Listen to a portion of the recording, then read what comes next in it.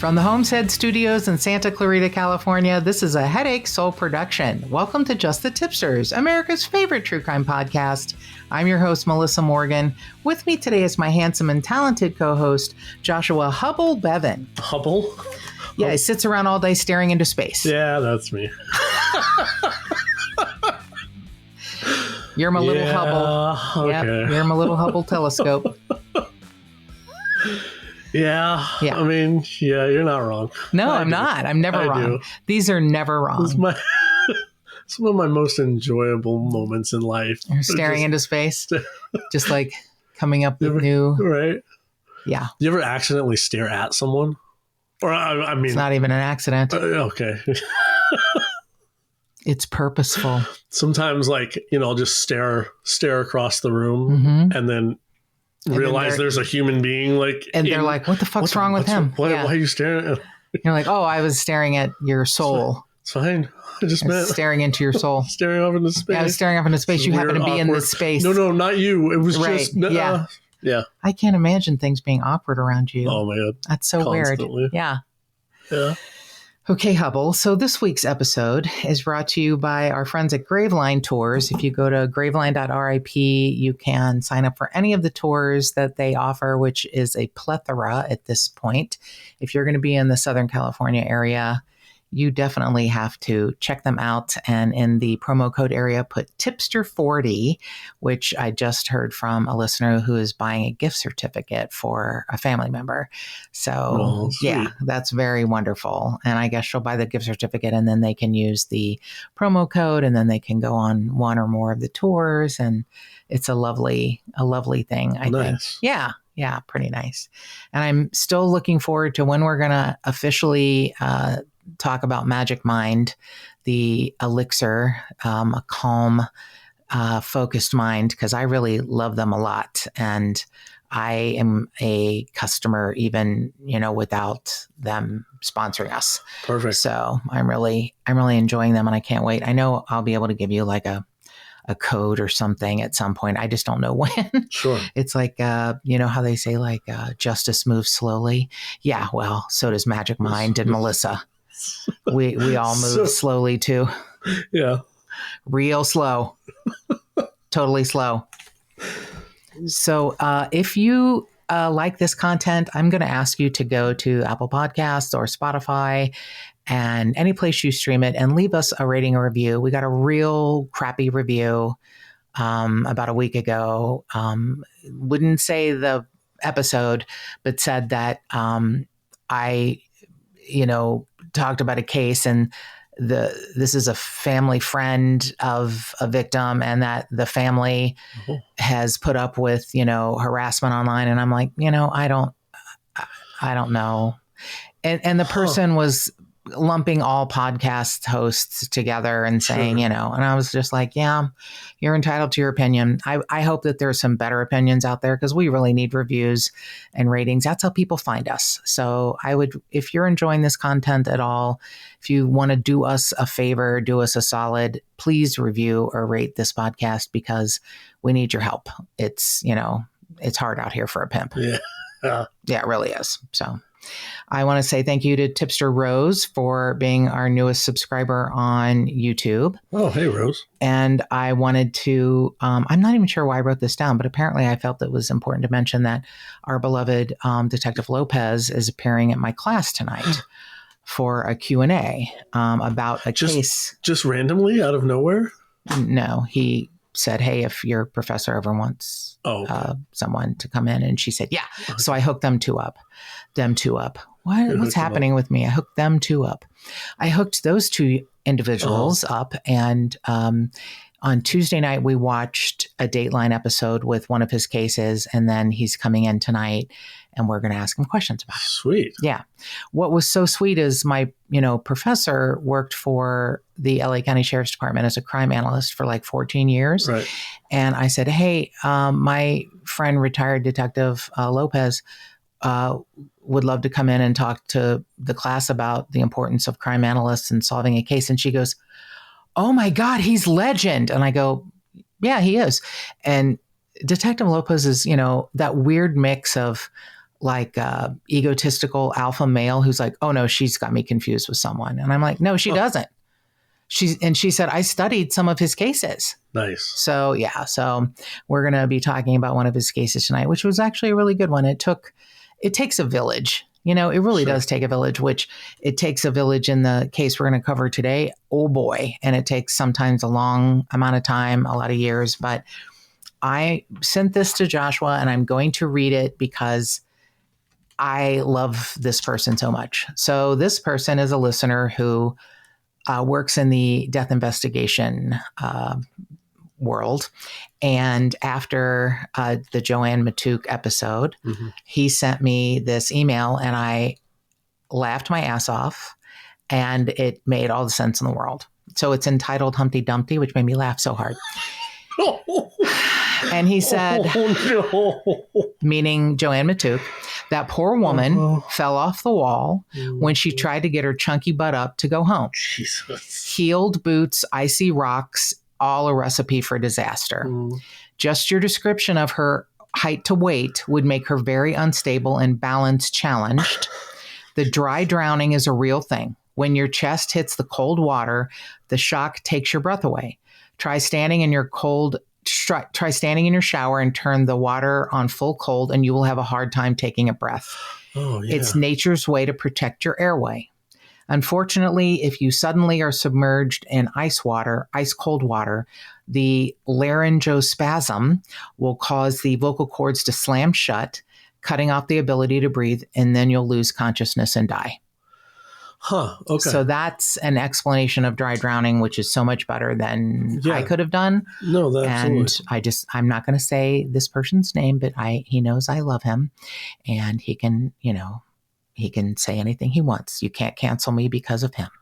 So right. I thought it was a pretty apt description. No, that's true because or I've jumped into the swimming pool, just before summer when it's not quite warm enough yet. And you you try to breathe, but you can't breathe.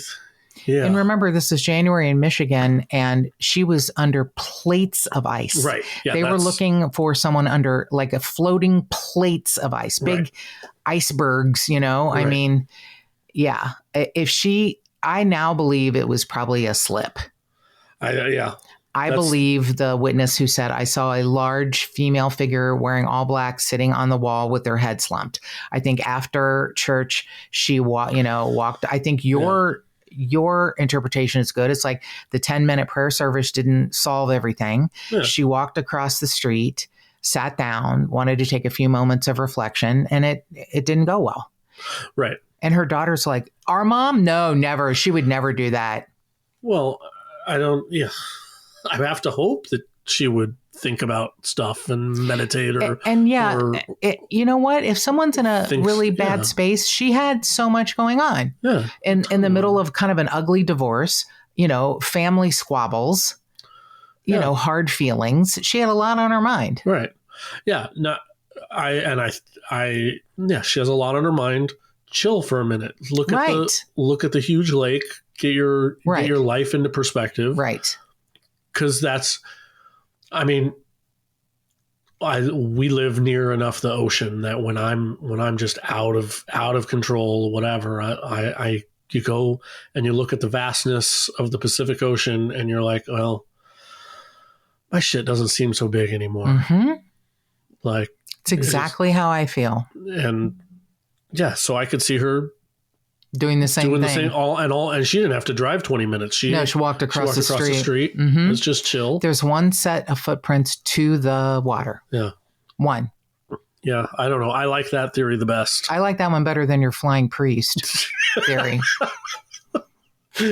Yeah. Your floating priest that was like, I'm sick of her shit. Right. I don't want to look at her no more. I'm going to push her in the goddamn lake. It is more of an ocean. Right. Yeah. Right. Yeah. Yeah. Exactly. Sit on the rocks, think about it. Then, okay, I'm gonna get up, get ready to go home, and something bad happened. High heel boots and icy and rock, water. Yeah. Yeah. I think that makes all the sense in the world. I really do. And I thought maybe she was like, okay, well, this is my time. I'm going. But maybe she didn't even have that chance or that thought. I don't know. Maybe the cold water shocked her so bad that dry drowning happens. Yeah. I love this explanation. Part of it was, I hope no one was insulted, but she was kind of a Humpty Dumpty. Well, I mean, it doesn't matter the size. All of us would be like that if we were, She didn't sound like the most unstable. athletic girl. No. So 5 feet tall and 250.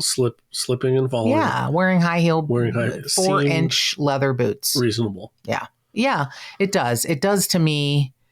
I just love that he took the time to send that email. Sure. Yeah. Absolutely. I love that he took the time and explained it. Yeah. That's like a scientific explanation that makes all the sense in the world. I just never thought this woman was murdered. There's just nothing to murder her over. Sure. Not to say that it's impossible. I just all the evidence. Yes, it is. Just looks like this. I like this theory the best. Yeah. Yeah. Yeah. I do too. I really do too. So this is another case sent to us by the terrible, awful, wonderful Suzanne, and she sends me things, and I'm like, God damn you, girl. It's in the Missouri, Arkansas, Florida, North Carolina kind of area. Okay. He was all over the area, and I'd never heard of him, and he was such a monster, and we didn't even know all about his atrocities until later. And then even more recently, his body was exhumed, and he was tied to many other crimes. Oh, okay. Yeah. I had no idea about this guy, Robert Eugene Brashers. And the more I read, I was like, holy shit, this guy. So there's really great places that have covered this journalistically. The Greenville News, Elizabeth LaFleur. I mean, it's amazing newspapers that have really taken the time, because I think he's so unique and weird. I was shocked at how his life ended. The thing that shocked me the most is that he had a wife and children, but I don't even know how that happens. But this is from early October of 2018. That's when everything kind of gelled as far as, well, now we know he did this and this and this. He died in 1998 at his own hand. Oh, okay. After a standoff with police at a hotel room, but we'll get to that. So the people who announced his identity, as far as some past things, which they're still going to probably be looking at, are the Greenville police. And he was determined to be the perpetrator of a 1990 death of Genevieve Zetricki. She was 28 years old, and Robert Eugene Brashers broke into her apartment, sexually assaulted her, and beat her and strangled her. She was found 2 days later in her bathtub, and he'd killed her in her bedroom, drug her to the bathroom, put her in the bathtub, and turned the water on. Jesus. Yeah. She was found 2 days later when she didn't show up to work. So they're now looking at other things, but here's what they found so far. So it was 1990 that he killed Genevieve, Jenny, by breaking into her home. In 1985, this is the thing, he was arrested and convicted of quite a few things and always released. And got to go back out, and within a month did terrible things again. Jeez. I don't understand. And I'm going to read something at the end of this from someone who says we all failed. And yet all these years later, they have tied him to so many things. They've closed so many cases. So it's hard to call that a failure. But at the time, not keeping him, he was able to go and do more things. Yeah. This is the hard part. So November of 1985, he was convicted of beating and shooting a woman in Port St. Lucie, Florida. He served 3.5 years and then was released in 1989. They kept that bullet. Huh. She survived. Oh, wow. And they kept the bullet from her body, and that turned out to be a very smart thing. Okay. Yeah. That's 1985. 1990, he raped and killed Jenny Zatricki in her Greenville apartment. 1992, he was arrested in Cobb County, Georgia, for possession of a stolen pistol and possession of a stolen vehicle. With him, he had a police scanner, a police jacket, burglary tools, and a fake Tennessee license. He was sentenced on possession charges and released 5 years later in February of 1997. Okay. In March, 1 month later, March of 1997, he entered a home in Memphis, Tennessee, and sexually assaulted a 14-year-old girl who was staying at home with her friends. Jesus.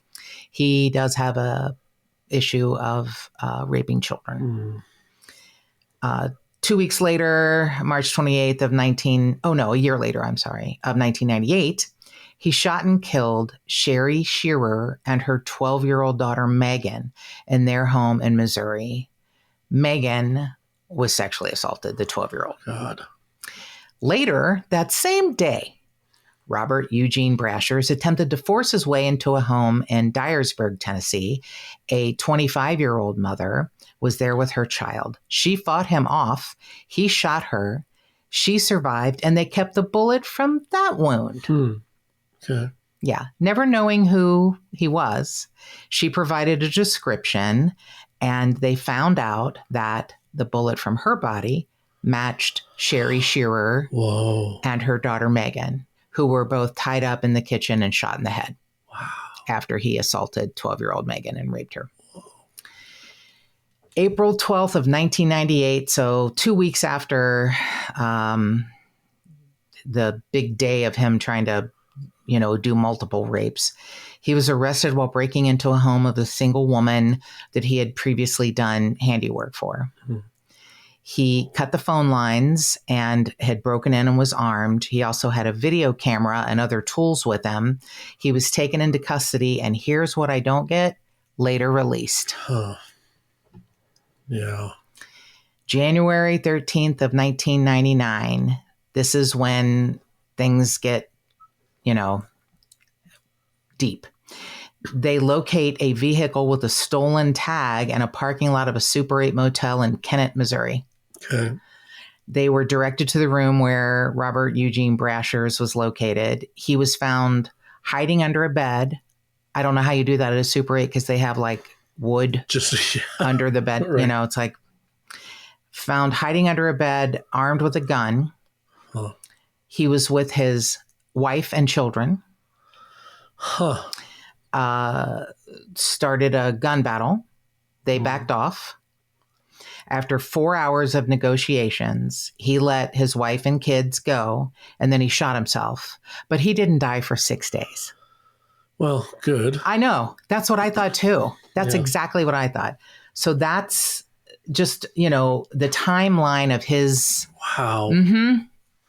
What a guy, huh? Yeah. What a guy. So cut to, that's 1999. 2018, his body is exhumed, and they figure out that he is the murderer of Sherry Shearer and her 12-year-old daughter, Megan, because they used advanced DNA testing with Parabon Labs. Wow. Yeah, I know. I can't even believe. Yeah. They then attached him to the sexual assault of the 14-year-old girl and the young mother because of the bullet. So they have, tied him to all of those using DNA and ballistics. And right. And the description of him by the young mother came in handy because I'm not sure if you know about Parabon Labs, but they do a portrait. Oh, okay. They'll tell you this is from DNA. This is, and he left DNA at the rapes. So this is what the person may look like. This is their eye color, potentially their hair color. Got it.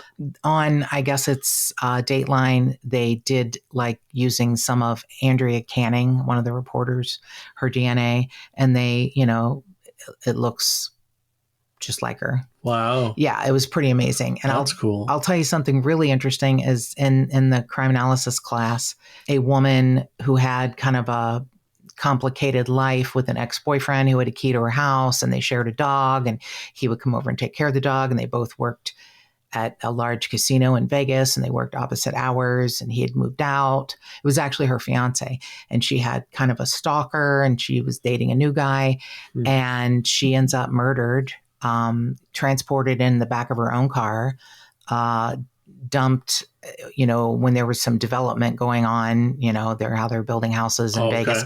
And then her body was found in a culvert, and her car was in the garage, and they could tell that she'd been transported in the back. They took the DNA and gave it to Parabon, and every single person that was on the suspect list, it looks nothing like any of them. Oh. Uh-huh. Huh. Yeah. So I don't know if it was a stranger who broke into her home when she had all of these, weird people in her realm that could have had a reason, to do this. And then it could be just a random stranger. But it's like her boyfriend was like blonde with blue eyes. One person she was dating, I think, was black. One person who was stalking her was Hispanic. Huh, okay. And they do the Parabon, it's like, here's what he'll look like. He's Pacific Islander. Huh. Like, it looks like none of the people in her life, it's like unrecognizable to any friends or family members. Like, nope, that doesn't look like any of the guys that she knew. Huh. Yeah. Interesting, huh? Yeah, that isn't. Yeah. Mm-hmm. I think that's cool. I do too. Yeah. Wow. It's pretty fascinating. Yeah. And they actually used Robert Brashers' DNA and linked him, after they exhumed him, to other family members who had put their DNA in open source websites. Oh, linked him to other family his members. Family. Mm-hmm. Okay, got it. And then Parabon Labs goes, this is what he looks like. And they're like, well, it looks exactly like the description from the young mother who survived the shooting. I mean, it was like, I say it takes a village, everyone knows what I mean, and it takes a fucking village. Wow. This was a village, almost 20 years after he shot himself. Yeah. He's connected to all these different cases. That's fascinating. It's heartbreaking and fascinating. Yeah. And when you hear, what I say from a criminalist who says we all failed, you'll probably understand why she feels that way. Okay. Yeah, this beautiful Jenny Zatricki, her family was just devastated. She was found 2 days later in her bathtub. The killer wrote a threatening message on the mirror in lipstick. And what's so weird about, so many things are weird about Robert Brashers, but strangling, beating, gunshots. I mean... Oh, there's no consistency. Yeah. He's just... His MO is all over the place. That's what's so terrible. This case, the Zatricki case, plagued law enforcement for years. They worked on it for months. They formed a task force, and then it turned into years. And they were like, this is not going to get solved. So in 2005, 6 years after he shot himself, and I guess it would be, 15 years after he raped Jenny Zatricki, the police sent evidence from the crime scene to Parabon Labs and got a DNA profile. A year after that, the DNA found at the scene was linked to another murder in Missouri, but it really wasn't until July of 2018 when everything got together with Parabon, genetic genealogy, descriptions from survivors. I mean, it was just, and they said even circumstantial evidence put everything together, and we figured out that Brashers was the suspect. Wow. I know. It's so amazing. weird. It's so weird. We conclusively matched his DNA to several different crime scenes. We know that Robert Brashers was a violent serial rapist and murderer. They now think that after killing Jenny Zatricki in 1990, he went on to, sexually assault this 14-year-old female in Memphis. She survived. In 1977, 1 month after being released from prison, he, did terrible things to Sherry Shearer and her daughter Megan. I mean, and he was all over the place. Tennessee, Florida, Missouri, North Carolina. I mean, Wow. I know. So his final run in, on January 13th of 1999 on a stolen tag. They get this guy on a stolen tag. Stolen tag. Yeah. It's like, Al Capone on taxes. Right. Tax evasion. Yeah. Yeah. Exactly. It's just, I've had a difficult time researching this case. I'll show Joshua what I did. So I had this really cool, vibrant green highlighter. And here's what I did to him. Oh my God. I know. I couldn't help myself. I just fucking marked the fuck out of his. I couldn't help it. I didn't want a picture of him there. So I was just like, Sure. Sorry, but I had to show you. He's a little creepy looking. Yeah, he's a little bit. His eyes are black, which they say a lot of, offenders have that. Yeah. How the hell did he get married and have kids? Well, so the officers. Some people like that. Oh, my Lord. Sure. Everyone loves a good murderer, child rapist, murderer. The officer said, today is a bittersweet moment. We have finally been able to bring closure to the family of Jenny Zatricki. And I cannot go a moment without saying all of the people that were involved in this case. Some of them even came back after they had retired. Wow. And cool. Jenny's brother, Philip, also spoke at the press conference in 2018. And he said, how do we thank these investigators who never gave up or forgot their promise to us? We thank you for your persistence, your teamwork, and your zeal to succeed. You've traveled a long road with us, and you've reached the goal. Words alone cannot express our appreciation. Her brother described Jenny as a force of nature, a firecracker, a bundle of infectious energy, and I want her to be remembered not as she left us, but how she lived. Oh, I think beautiful. that's like the most beautiful. Yeah. So this is heartbreaking, but I applaud her ability to be honest, even as a criminalist who is very well respected. Ruth Montgomery is a legend, and she's, lives in Fulton, Georgia. And she said, this case is personal. Not every case ends up like this, but we worked on this case for so long, it's become very personal. So she was delivering a speech about being a criminalist and DNA technology. And she said, this is how we figured out the Shearer double homicide and how we cracked the case, in Montgomery and other places. And she said, I have to give credit to 2 decades of work by dedicated investigators and 8 different investigating agencies. Wow. 8. That's amazing. It is something you don't hear that often because people just don't, communicate that great in law enforcement. Yeah, exactly. Communicate and then cooperate to make it all happen. And even exhuming his body. Yeah. Like, hey, you know what? This guy was around this time and he's kind of got this, bad rep, and why don't we check? And it turned out great. Yeah. Wow. Yeah. Amazing. So Ruth Montgomery, who is literally a storied criminalist, she wanted to share how examples of how the process of DNA evidence has really changed investigations and continues to do so. She talks about the Sherry Shearer case. She talks about that Sherry was at home with her 12-year-old daughter, Megan, and they were hanging out laundry. And her husband, Tony, and son, Stephen, were working on a nearby farm. They headed home, and Tony called Sherry and said, I'm going to pick up pizza for dinner. And then it turns out they were delayed because there was a car accident on the one road leading to their house. And when he called back again, the phone was not answered. Shit. Tony and Stephen arrive home. Sharon and Megan lay dead on the floor. They're gagged with a sock in their mouth, shot in the head, and Megan had been sexually assaulted. Jesus. Ruth Montgomery said Megan was full of life and she loved to dance. She's 12 years old. 12 years old. Oh, God. Right. At the same time, 42 miles away, Robert Brashers is trying to break into, a young woman's house in Tennessee, and she blocked him and he shot her in the arm. and she survived and gave the police a really good description. And then they took the bullet from her and connected it to other cases. The initial DNA profile developed in 1998 when science was still young didn't match any other known cases because he had never been, arrested and DNA taken. Right. He'd been arrested for other stuff, but not that you would take DNA for. Well, yeah. And when did taking DNA become a thing? I don't know. That's a great question. I mean, I don't know. It couldn't have been.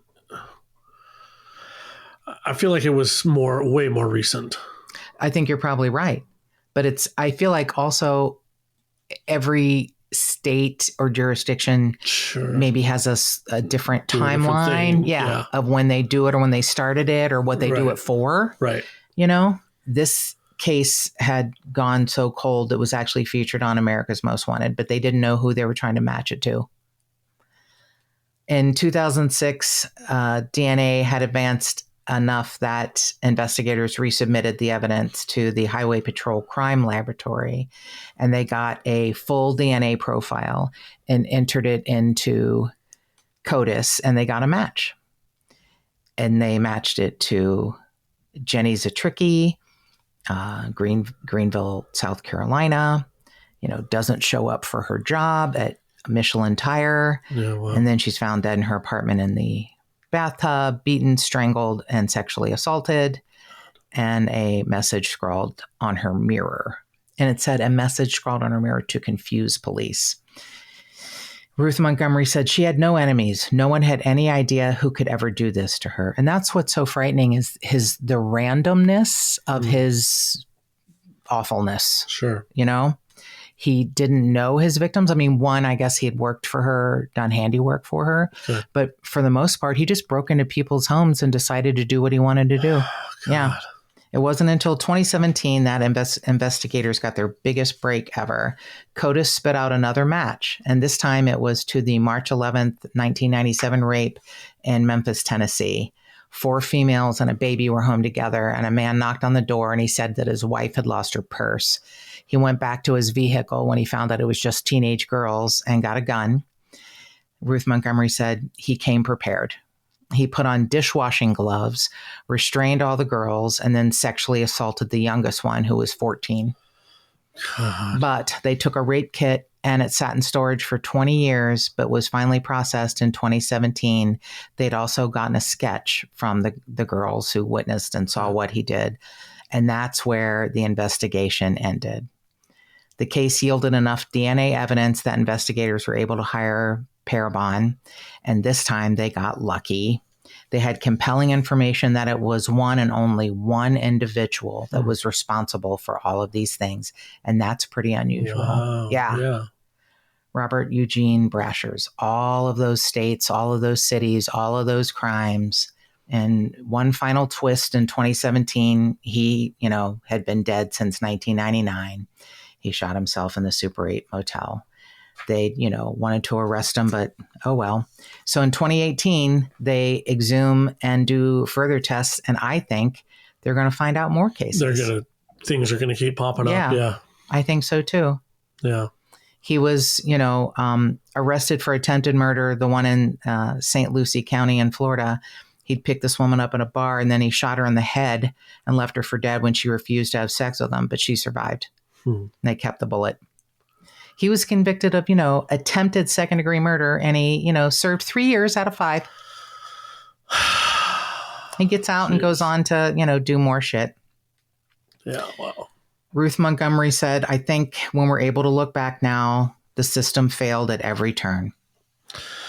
Yeah. She said, I'm particularly haunted by Brasher's early release following the attempted murder, but the investigators now feel immense relief at finally being able to close the case of Sherry Shearer and her daughter Megan. When the case was finally solved, it was just after the 20th anniversary of Sherry and Megan's case. It seems very unreal that it was done with a DNA match. When you do something for as long as we did in this case and work as hard as we did, the case file is thousands of pages, and you're just so overwhelmed with joy when you finally get a name. Yeah, wow. I mean, I really do think it takes a village. Sure. And this village was many decades in the making. Right.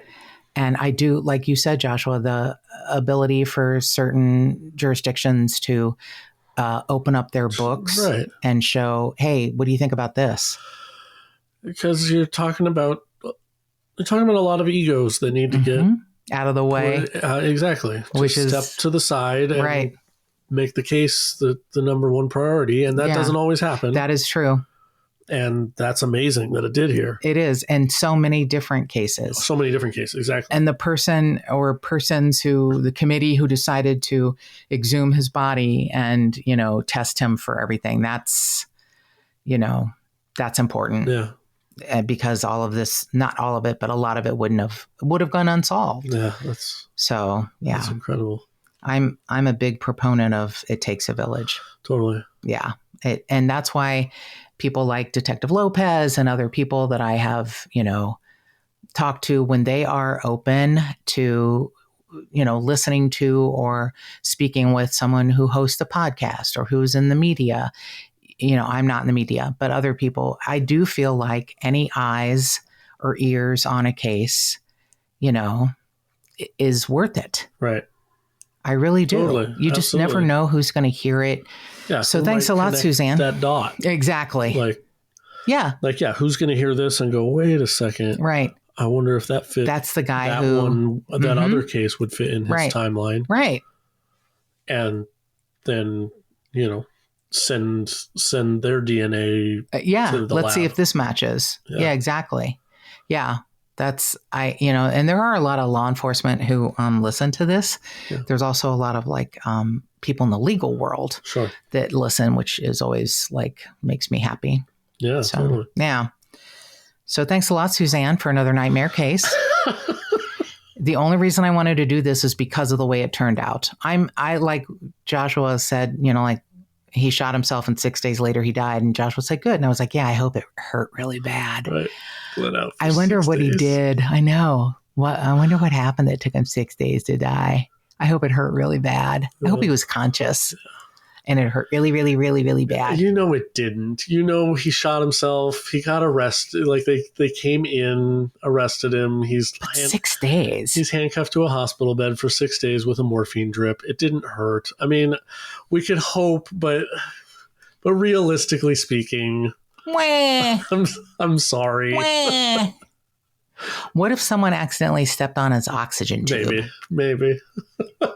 I'm not a good person, am I? I got to stop talking like this. I feel like it's your fault because I was thinking good, but then you said it out loud and I'm like, yeah, good. I said it, but I didn't think it all the way through. Yeah. Probably not. No, it's good. It's real good. I'm glad. I hope it hurt really bad. The only thing that I would hope would hurt worse is if someone put something up his rectum repeatedly, like a cactus. Something like that. Oh boy. Yeah. So welcome to Compassion and Crime. This is the justice system. Yeah. If Melissa were in charge. Yeah. There would anal prison rape with a cactus. Butt cacti. Yeah. Welcome to Crime and Compassion, both spelled with a K. Right. I'm your host, Melissa Morgan, and my co-host, Joshua Bevan, is with me. And we come up with fun ways for criminals to pay for what they've done. You're going to twist punitive. Of course it's going to be twisted. Of course it's going to be twisted. It's not just going in and it's twisted. It's just shaking all the way. Yeah.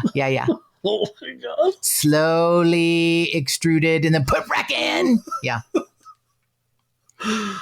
Oh boy! And then clap the cheeks with those big cactus frond things. The Joshua Tree palm ones. fronds. Yeah. Oh, the Joshua Tree ones! Oh my God, those are the worst. Named after you. Yeah, exactly. Okay then. So, if you have not tuned out already, if you have a tip on a missing person or unsolved homicide, I promise to handle with kid gloves, or you just want to suggest a case, please give us a call at 832-TIPSTER. That's 832-847-7837. You can email us at jttipsters@gmail.com. You can find us on any of the social media platforms. Just the Tipsters Facebook page, at JT Tipsters on Instagram, at JT Tipsters Pod on Twitter, and more cowbell.